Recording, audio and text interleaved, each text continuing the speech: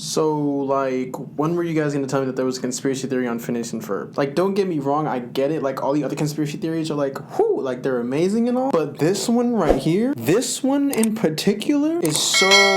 I don't even know what to say right now. Like, scratch all the other conspiracy theories, this one right here actually makes sense. I'm just surprised and blown that nobody has even commented about it. And if you don't know what I'm talking about, we're going to jump right into it. So, speaking of Phineas and Ferb, we all know and love Phineas and Ferb, right? Well, first off, here's a couple things that you guys probably sort of kind of missed. Well, except for the one thing that we all knew was obvious, is that Phineas's head is shaped like a whole Dorito or a triangle, which kind of oddly looks a little more like Dr. DOOFENSHMIRTZ's head. But we're not even gonna get into that. It's clear to say that Ferb is not adopted as an actual child from Candace's mom's husband, and Ferb is the stepbrother to Candace. Now, you ever realize why Ferb never talks? And I get it now. I totally understand. It's simple.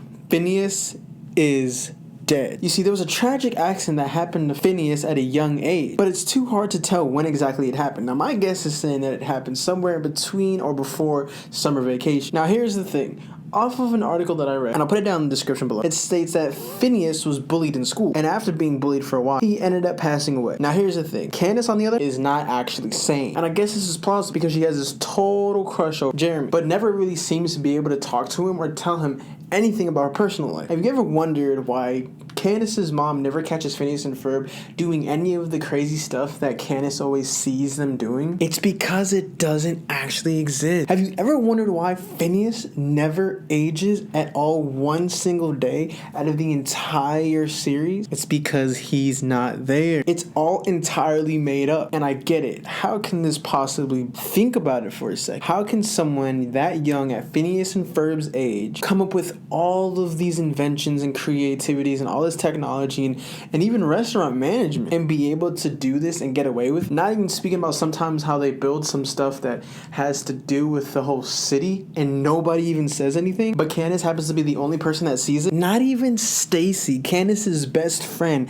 sees anything that Phineas and Ferb do. And why is it that Ferb never talks? I'll tell you why. It's because Ferb is not actually even there. Ferb is probably doing something else far along wherever he's at. Now, if that hasn't convinced you enough, let me go back to how Phineas and Ferb has never aged. Supposedly, there's 104 days of summer vacation. There's 104 days of summer vacation. But there's 189 episodes of Phineas and Ferb. There's 4 seasons, and they haven't aged at all. You want to know why? Because Candace only remembers Phineas at that young of an age when he passed away. She doesn't know what he looks like as he aged. And leading to this part right here, you ever noticed or realized that every time that Candace tries to get Phineas and Ferb in trouble, not only does the mom never ever see what contraptions or whatever stuff Phineas and Ferb are doing, but every time the mom walks away, she never addresses Phineas or Ferb. She's just addressing Candace. And if you ever really pay attention, her mom never really flips out because she knows that Candace is going through it and she misses Phineas. Now, here's another part of the conspiracy theory for Phineas and Ferb that's probably gonna blow your mind. You guys know Dr. DOOFENSHMIRTZ? Well, there's a couple of theories of where this can go.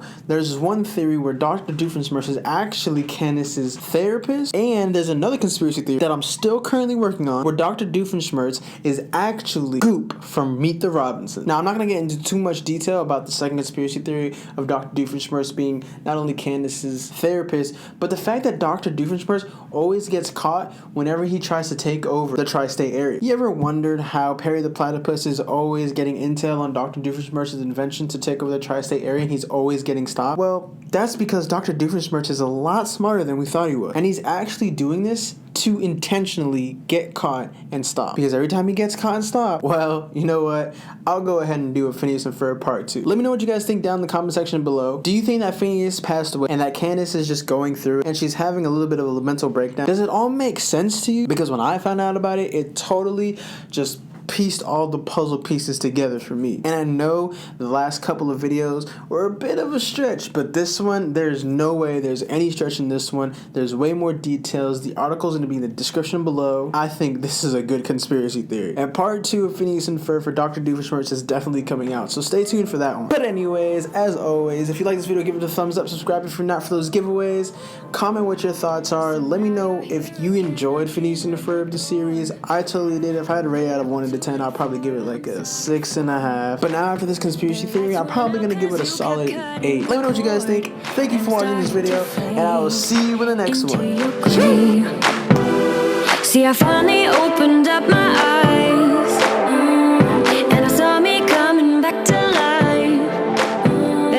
be better.